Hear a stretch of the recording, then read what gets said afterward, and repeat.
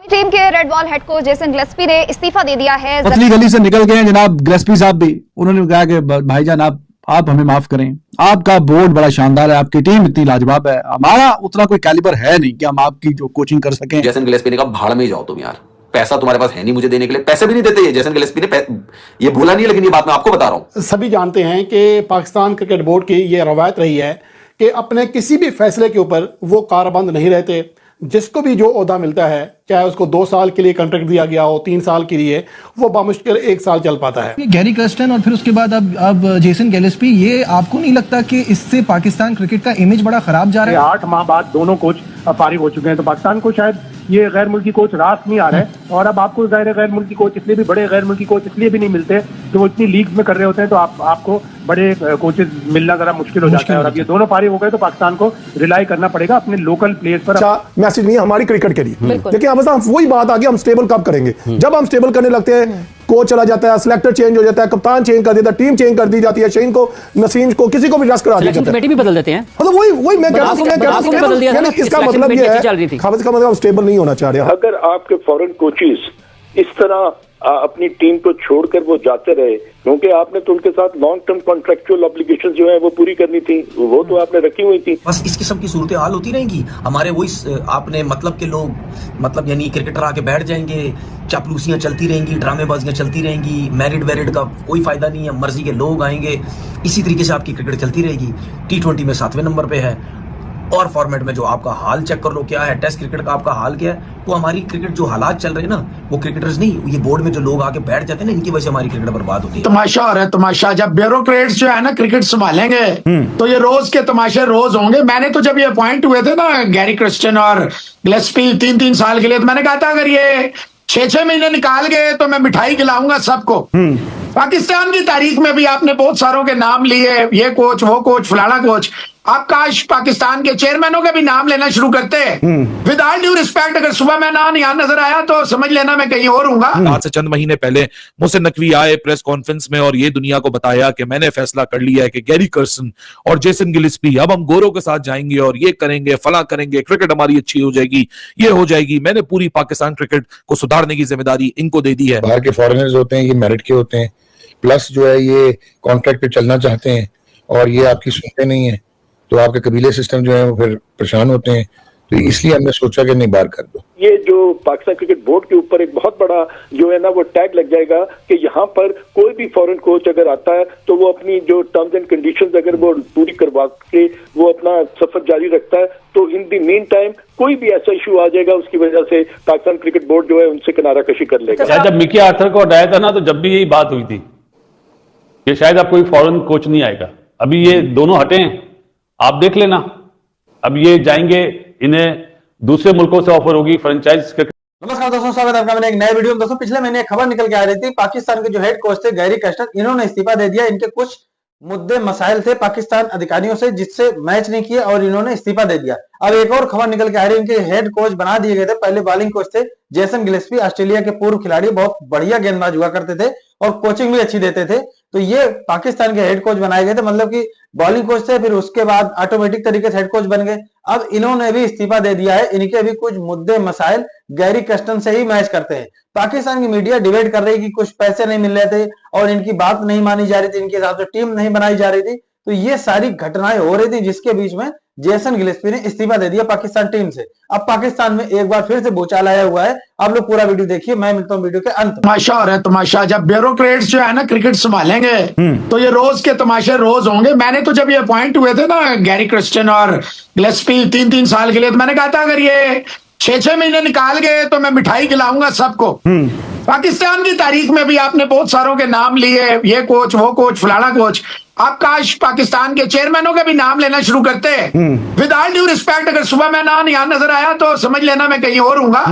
तो ये जो चेयरमैन आया ना इस दफा, ये पाकिस्तान की तारीख का तारीखी चेयरमैन आया, जो हर दूसरे दिन जो है ना एक नए बंदे को पाकिस्तान की क्रिकेट हवाले कर देता है। ये पाकिस्तान की क्रिकेट जो है ना, ये परचून की दुकान है। जब सर्दियां आती है वो रेडी वाला आता है, हमारे बचपन में आता था, वो एक लगाया होता था, उसमें कोयले से होते थे, साइड में मूंगफलियां होती थी।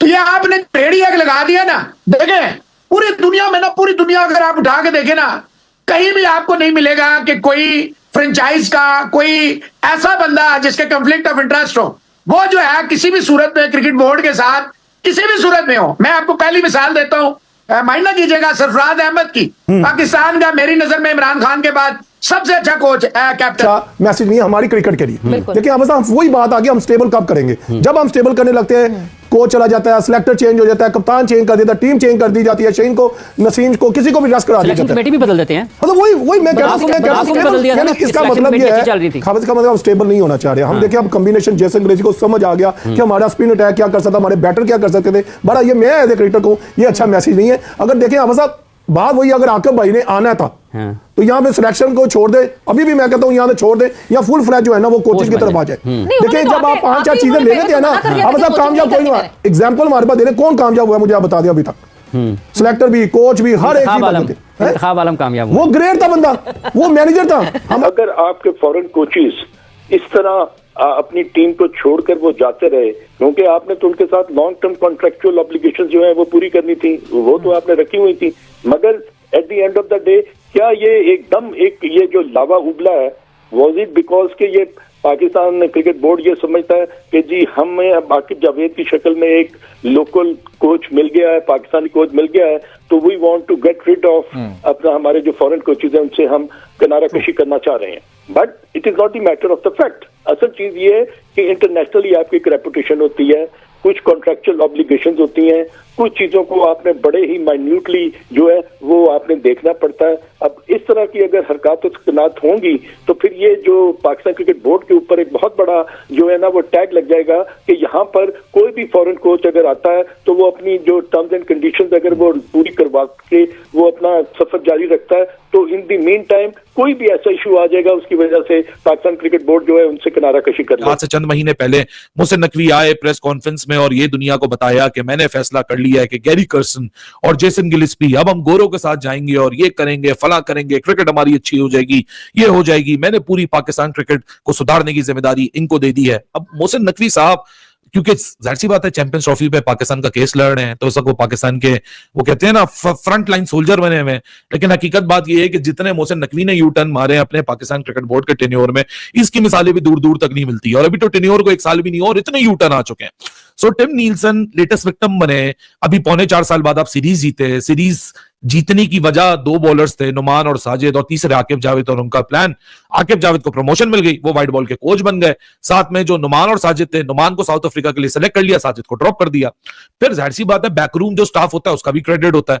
सो जैसे हम वो सीरीज जीते तो जेसन गिलिस्पी से खटपट की खबरें आना शुरू हो गई थी, लेकिन टिम नीलसन जो कि अपने कॉन्ट्रैक्ट का इंतजार कर रहे थे कि मेरा तो कॉन्ट्रैक्ट रिन्यू होगा और 14 दिन बाद हमने टेस्ट मैच खेलना है साउथ अफ्रीका में, और वो उसकी तैयारी कर रहे थे, तो उनको बताया गया कि भाई साहब कौन सा रिन्यू।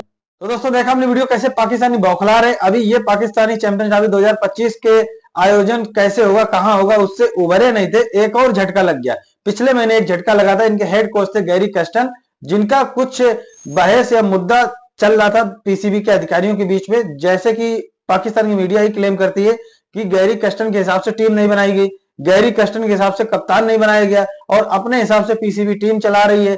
कोच को सिर्फ नाम के लिए रखते हैं, कोच की चलने नहीं दी जाती है। अब आप बताइएगा कि जैसे हमारे भारत में कोच है, कोच गौतम गंभीर है, इनके हिसाब से टीम बनती है, इनके हिसाब से कप्तान बनता है और इनके हिसाब से पूरा मैनेजमेंट चलता है। अब अगर हार जीत का कोई ठीकरा होगा तो इनके ऊपर फोड़ा जाएगा तो समझ में आती है, लेकिन पाकिस्तान के अंदर कोच के ऊपर हार का ठीकरा फोड़ा जाता है, और अगर गलती से टीम जीतती है तो उसका सारा बेनिफिट पीसीबी लेता है या चयनकर्ता लेते हैं। तो हेड कोच की कोई वैल्यू नहीं है पाकिस्तान के अंदर। ये चीज उनको समझ में आई। गैरी कस्टन को बहुत गलत जगह पे जाके फंस गए थे, तो उन्होंने इस्तीफा दे दिया था पिछले महीने। अब उनकी जगह पे जेसन गिलिस्पी ऑटोमेटिक तरीके से हेड कोच बन गए, क्योंकि पाकिस्तान ने कोई दूसरा कोच नियुक्त नहीं किया। ये बॉलिंग कोच थे, ये हेड कोच बन गए। खैर इन्होंने प्रदर्शन भी अच्छा किया। पाकिस्तान ने घरेलू श्रृंखला की अगर बात करें तो इंग्लैंड को 2-1 से हरा दिया। अब लेकिन फिर वही वाली बात गैरी कस्टन वाली, इनकी फिर नहीं चलने दी जा रही थी। तो इनको ऐसा लगा कि अगर टीम हारेगी तो पूरा ठीकरा हमारे ऊपर रहेगा, और टीम मेरे हिसाब से बन नहीं रही है। तो इससे अच्छा यही है कि इससे बाहर निकला जाए और पाकिस्तान टीम को कोचिंग को लात मारी जाए। वही किया जेसन गिलिस्पी ने, जो कुछ महीने पहले गैरी कस्टन ने किया था। अब मैं इनको फिर से एक बार सजेशन दे रहा हूं कि एक काम करें, ये विदेशी कोच तो ढूंढते ही हैं, साथ साथ विदेशी प्लेयर भी ढूंढ लें। विदेशी काफी प्लेयर ऐसे हैं हमारे बीसीसीआई से हाथ पैर जोड़े, और जो हमारी टीम में नहीं आ पा रहे हैं, तुम्हारे पाकिस्तान के सीनियर खिलाड़ियों से बढ़िया खिलाड़ी हमारे यहाँ इंडिया टीम में नहीं आ पाते हैं, वो बाहर है इस समय, उनसे आप हाथ पैर जोड़िए और उनसे कुछ कांटेक्ट करिए और एडवांस पैसा आपको देना पड़ेगा। जहां तक मैं आपकी आदतों को जानता हूं, आप एडवांस पैसा दीजिए 2-3 साल का और फिर उनको आप रखिएगा, हायर करिए विदेशी खिलाड़ी, विदेशी कोच, फिर आप देखिए अपनी टीम का प्रदर्शन। तब आप उम्मीद कर सकते हैं कि दुनिया की बड़ी बड़ी टीमों को आपकी टीम टक्कर दे सकती है। यही एक सोल्यूशन है। आप कोच बदल करके टीम की हुलिया नहीं बदल सकते हैं, क्योंकि आपके यहाँ जो सिस्टम है, ढांचा है, बहुत ही सड़ा हुआ है और आपके यहाँ पर भ्रष्टाचार चरम सीमा पे पहुंचा हुआ है, जिसके कारण कोई भी विदेशी आदमी आपके इस सिस्टम में फिट नहीं बैठ पाता है। तो दोस्तों, आप लोग क्या समझते हैं, कृपया करके कमेंट करके बताइएगा।